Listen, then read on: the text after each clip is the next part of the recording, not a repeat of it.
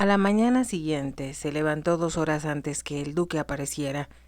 Cuando él descendió por la gran escalera, vestido inmaculadamente, se veía aún más apuesto que el día anterior, y en aquel momento Ravela entró corriendo por la puerta principal. «Oh, Tutti, Tutti», exclamó. «He visto». Se detuvo de pronto cuando el duque bajó el último escalón y se inclinó levemente. «Buenos días, Ravela». «Buenos días, Tutti». «Ahora puedo decírtelo», dijo saltando de gozo. «Oh, Tutti, todo es tan maravilloso. Las fuentes. Hay 3. Nunca había visto fuentes antes. Y el lago es tan grande que casi parece un mar. También hay pececitos dorados en el estanque del jardín de las rosas. Tomé uno, pero enseguida lo devolví al agua». Por un momento el duque pareció ablandarse. «Recuerdo haber arponeado una trucha en el lago cuando tenía 10 años», dijo. La emoción sobrepasó a cualquiera experimentada años después en jornadas de pesca formales. «Oh, Tutti, enséñame el lugar donde la capturaste y tal vez yo pueda tratar. Jamás he arponeado ninguna». «Eso no es precisamente un adorno en la educación de una señorita de sociedad», dijo el duque. «¿A quién le importa ser una chica de sociedad? No creo que puedas convertirme en una de ellas. Lo sabes». La idea parecía consternar a Ravela. El duque miró entonces su reloj. «Ordené mi carruaje a las 10, pues pretendo ir a la granja de los Woodhead. Pero si crees que tomar una lección para capturar truchas es más importante». «Por supuesto que no», respondió Ravela. «Esa pobre gente. Estuve pensando en ellos anoche, antes de dormir. ¿No será maravilloso que ellos te vean? Creo que su reacción será totalmente diferente. Y mejor aclararemos esto desde el principio. Ravela, no tengo intención de portarme caritativo. Creo que solo tienes que ser justo», repuso Ravela. «El coche está a la puerta, su señoría», anunció Distlewit en ese momento. «En ese caso, partamos de inmediato», dijo Ravela entusiasmada. El faetón del duque era de estilo deportivo, decorado en amarillo y negro. Los 3 caballos negros de gran alzada, que fueron la envidia de todos los caballeros de la región el año anterior, habían sido sustituidos por corceles castaños, que causaron aún más admiración. Ravela permaneció en silencio por un momento, después de que salieron, y luego, con un pequeño suspiro, comentó: «¿Cómo me gustaría que mi padre pudiese ver tus caballos? Nosotros solo disponíamos de bestias rústicas, que entrenábamos hasta que nos redituaban alguna ganancia, pero a veces no teníamos suerte». «Según veo, destinarás algunas libras de tu fortuna a la equitación», comentó el duque. «Pero aquí el establo está lleno de caballos, y siempre he tenido la impresión de que, cuando yo no estoy, se ejercitan muy poco. ¿Puedo disponer de verdad de tus caballos, Tutti? Eso me gustaría más que cualquier cosa.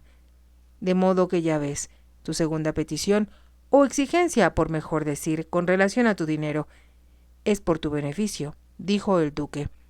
«Me temo que sí, a menos que tú quisieras obsequiarme el traje de montar, pues sería una lástima devolver el dinero con una nota que dijera: los millones de Wroxham, menos una cabaña para Adam y un traje de montar para Ravela.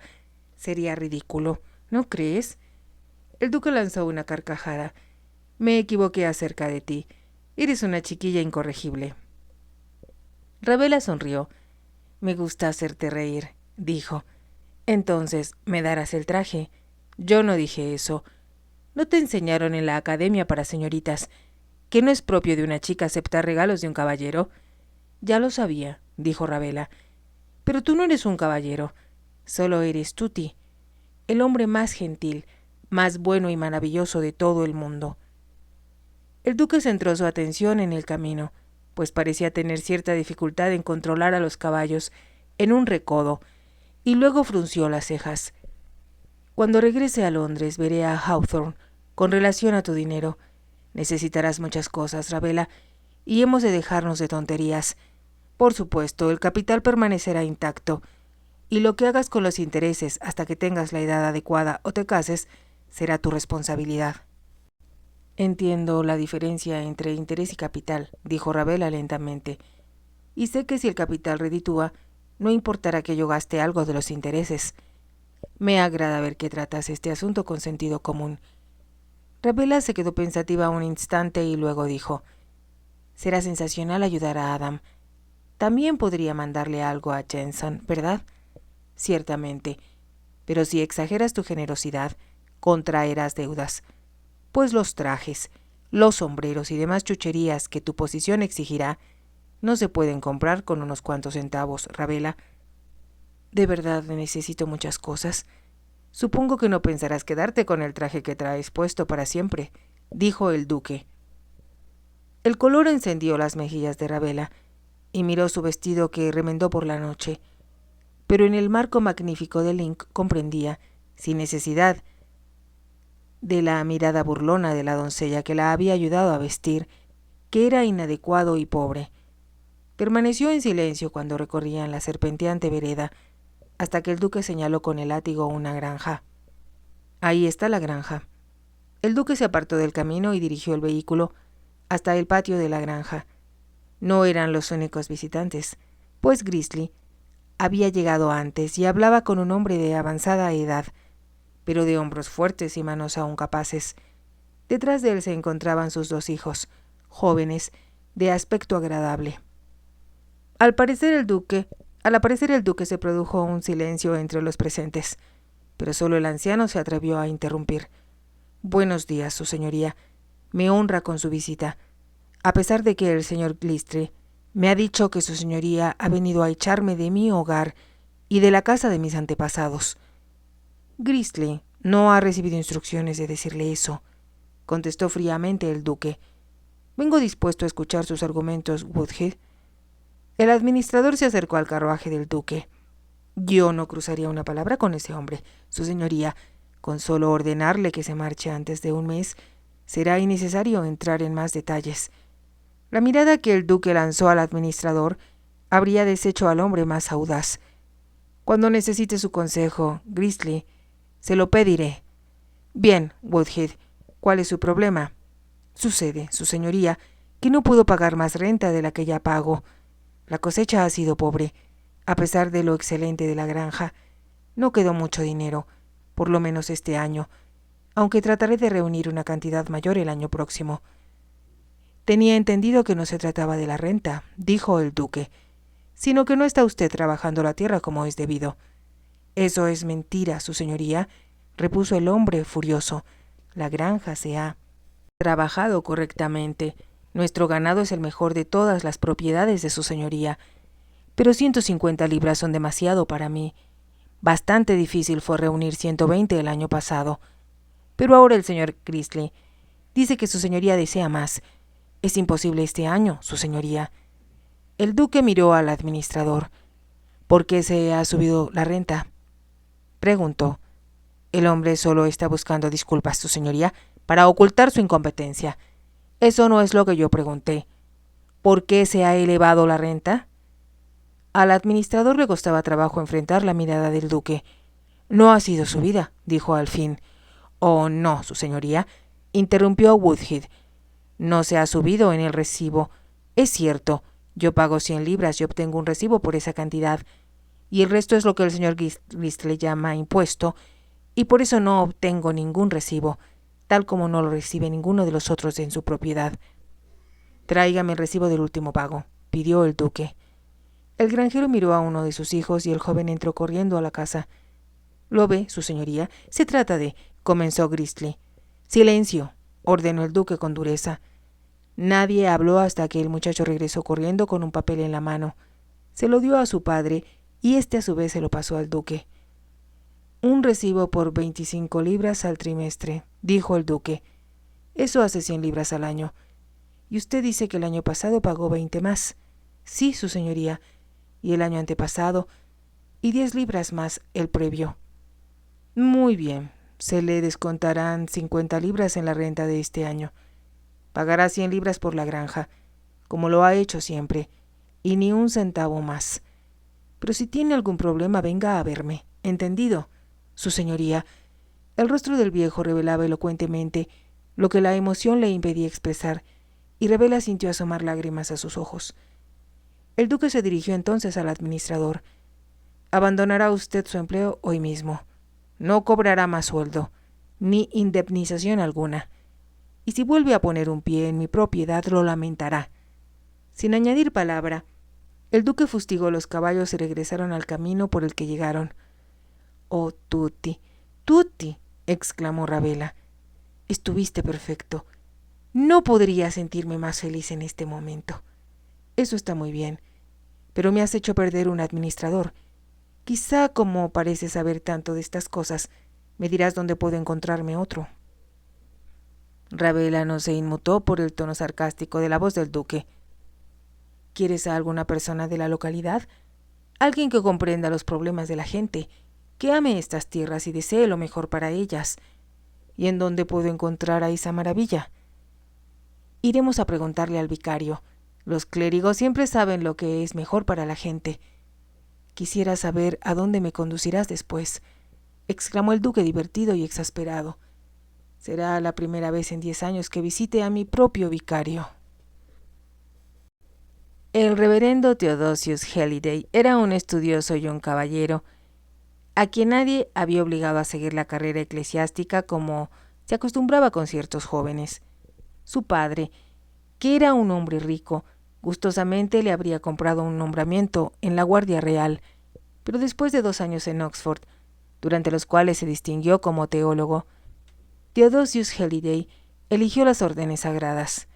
En esa época, su familia aspiraba a que se convirtiera en obispo, pero pronto renunció a tales ambiciones, ya que Theodosius se casó y, como su grey no le causaba molestias, pudo dedicarse a sus propios intereses.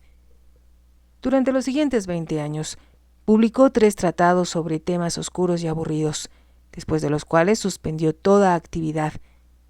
Cuando joven, sus parientes se preocupaban constantemente de que hiciera valer su talento, y al casarse, su esposa se encargó de que utilizara sus conocimientos, por lo que los tratados que escribió se debieron, en no poca medida, a la insistencia de ella.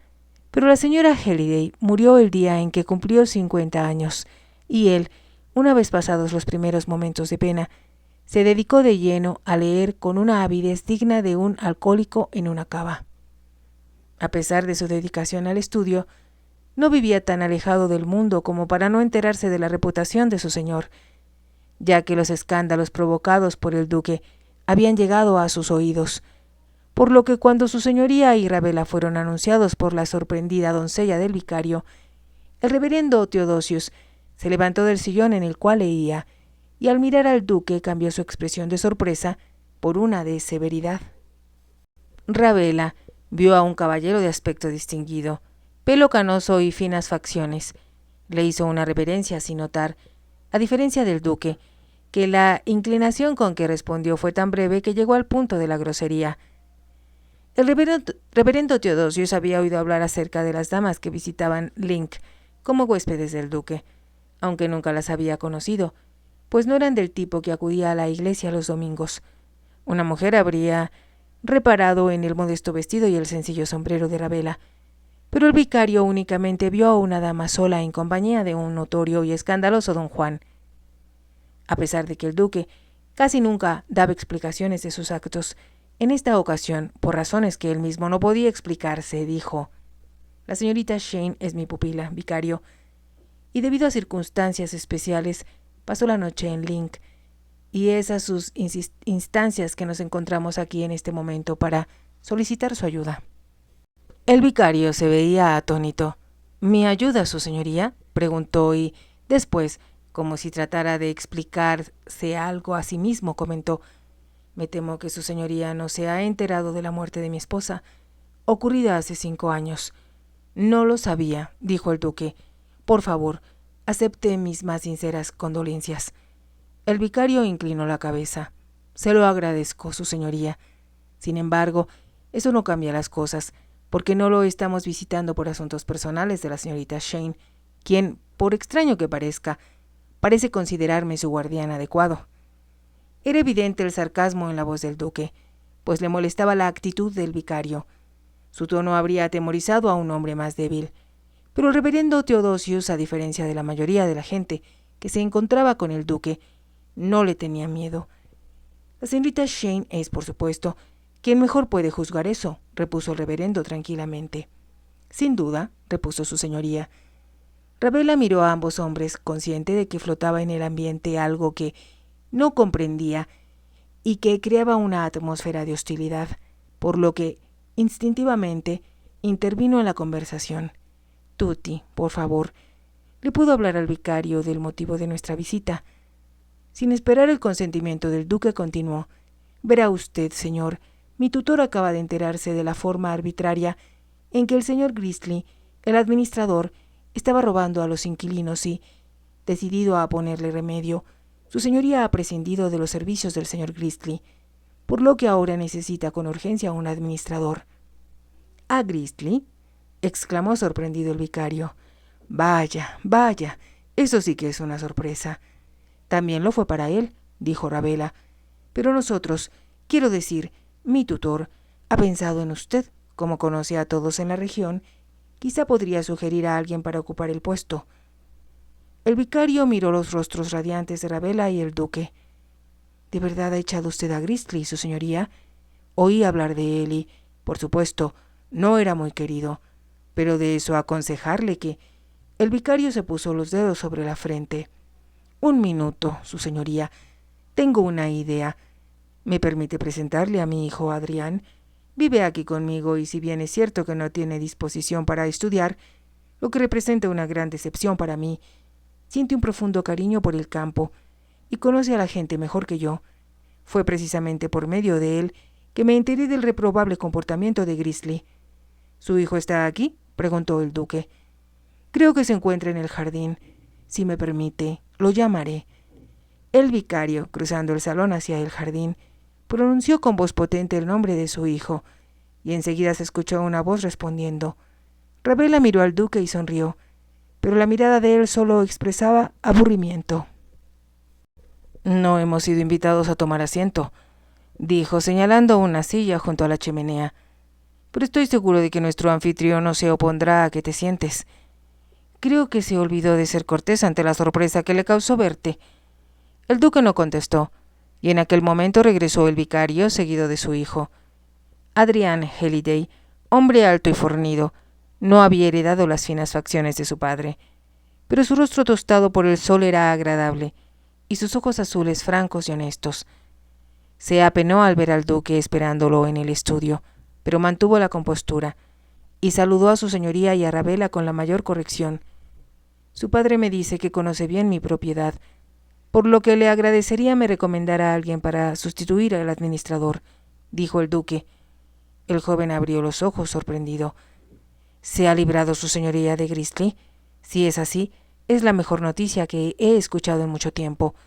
El hombre era a la vez un ladrón y un villano y, de haber continuado, habría arruinado no solo a sus inquilinos, sino la reputación de su señoría en la región. Yo pensaba que ya estaba dañada sin remedio, dijo el duque con sarcasmo. Adrián Halliday se sonrojó, pero mantuvo firme la mirada. La gente de Link ha servido a su familia con lealtad y afecto por cientos de años, su señoría, y no cambia fácilmente, ni cree todo lo que oye. Hombre, qué alivio. Me agrada que con el hecho de haber prescindido de Grisly cuente con su aprobación y la de mis inquilinos, pero, al mismo tiempo, alguien debe administrar mis propiedades. Por supuesto, su señoría, y usted sin duda quiere a un hombre que no dé sangre al que trabaja y que sea compasivo. No me pedirá, señor Halliday, que maneje mi hacienda como si se tratara de una institución filantrópica, dijo el duque. No es necesario, su señoría, repuso Adrián Halliday en tono amistoso. No hay mejor propiedad que Link a lo largo y a lo ancho de toda Inglaterra, pero ha sido manejada ineficientemente durante los últimos 5 años. Por otro lado, se ha explotado tanto a los sirvientes que a veces han prestado sus servicios durante todo un año sin recibir ninguna ganancia, y nada se ha hecho por ayudarlos. Creo, su señoría, que un trabajador merece cierta recompensa. Las palabras del joven, expresadas con ardor, parecieron retumbar en el salón, y fue el vicario quien intervino en forma suave pero ansiosa. Ya es suficiente, Adrián. Los asuntos de su señoría no son de nuestra incumbencia. Y dirigiéndose al duque añadió: debe disculpar a mi hijo, siente un gran amor por el campo. Es su único interés. Espero que su Alteza lo disculpe. El duque no respondió y el vicario se dirigió a su hijo. Si no piensas pedirle disculpas a su señoría, será mejor que regreses a tu jardín. Muy bien, padre. La chispa que brillaba en los ojos de Adrián Halliday había desaparecido. Retornó a su timidez y, con suma reverencia, se dirigió hacia la puerta por la que entró. En aquel momento, Ravela, impulsiva, tiró del brazo del duque para llamar su atención, y poniéndose de puntillas le cuchicheó algo al oído. El duque llamó al joven, que se disponía a marcharse. «Espere un momento, Halliday». Adrián Halliday se volvió hacia el duque. «Mi pupila tiene una idea que tal vez le interese». Al decir esto se volvió a mirar a Ravela, quien se encontraba a su lado. «Sugiero», dijo el duque, «que tú misma repitas la sugerencia que me hiciste hace un minuto». Ravela lo miró con ojos emocionados y luego se dirigió a Adrián Halliday. «Le he dicho a mi tutor, ahí tienes a tu administrador». El joven se quedó pasmado. «¿Yo? Quiere decir que podría ser su administrador, su señoría». «¿Por qué no? Si el puesto le agrada», repuso el duque. «Gracias a mi pupila he despedido a Grisly. Me parece justo que ella elija el hombre que lo sustituya». Adrián Halliday miró a Ravela, quien sonreía, los ojos brillantes de gusto, como si la viera por primera vez. Levantó los hombros y contestó con firmeza: «Si su señoría me confiara esa responsabilidad, no le fallaría. En ese caso, todo está arreglado. Se hará cargo de la administración de inmediato». «Es muy amable de su parte, su señoría», intervino el vicario. «No imaginé esto cuando le pedí permiso para presentarle a mi hijo». «Por favor, no me lo agradezca. Es la señorita Shane quien merece crédito». Nuevamente, una sombra de recelo asomó a la cara del vicario. «Esperemos», añadió su señoría con voz suave al dirigirse a la puerta, «que su hijo haga quedar bien a mi pupila». Aproximadamente 15 días después, cuando Ravela cabalgaba por el campo, vio a Adrián Halliday que inspeccionaba una rotura en una de las cercas. El ruido de los cascos del caballo llamó la atención de Adrián y, volviéndose, se quitó el sombrero. «Te ves muy ocupado», dijo ella sonriendo. «Lo estoy. Casi todas las cercas necesitan ser reparadas». «¿Y cómo disfrutas haciéndolo?», dijo bromeando Ravela. «Tienes razón. Para mí no es un trabajo, sino un placer». «Me parece muy bien. Pero deja de jugar con esa vieja cerca y ven a cabalgar conmigo. Quiero ir a donde fuimos el sábado pasado, pero no recuerdo qué camino seguimos».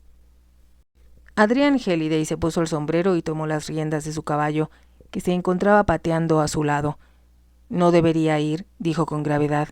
«Pero lo harás, ¿no?» «Supongo que sí», contestó, y se montó en el caballo. Adrián Halliday y Ravela se habían acostumbrado a montar juntos, casi todos los días. Gracias a la diligencia de Adrián, que encontró un traje de montar de su hermana, abandonado por ella cuando se casó, y se fue a vivir al norte. Si a la señorita Halliday, ahora Lady Burton, no le servía ya, a Ravela le sentaba de maravilla, y le pareció muy elegante. La costurera de Link le había ajustado en unos cuantos centímetros la cintura y acortado la falda, pero por lo demás, el terciopelo azul oscuro hacía resaltar la blanca piel y el dorado cabello de Ravela. Todos los días, Ravela recorría los vastos campos del duque con Adrián o se internaban en los bosques que se extendían detrás de la casa. Ahora, mientras galopaban con el viento sobre la cara, Ravela lanzó un suspiro de alegría. «Estoy montando a Estrella Fugaz», dijo. «Creo que es el mejor caballo del establo». «Su señoría es sin duda gran conocedor de caballos», contestó Adrián, y Ravela observó que, como siempre que hablaba del duque, su tono de voz perdía espontaneidad, como si le costara trabajo pronunciar su nombre.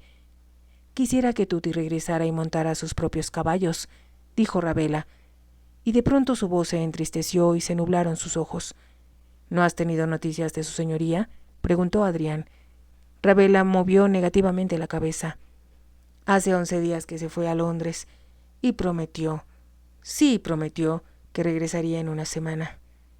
Recordaba la forma en que él se despidió del duque la mañana de su partida. El carruaje se encontraba a la puerta, y ella había esperado en el salón recibidor a que él bajara, y cuando lo hizo le pareció que jamás había visto a nadie tan elegantemente vestido. Llevaba puesto un finísimo saco gris, con botones de zafiro, pantalones del mismo tono y medias cortadas por un experto, para resaltar sus largas piernas. Olvidándose de todo, Ravela corrió hacia él y lo tomó de la mano.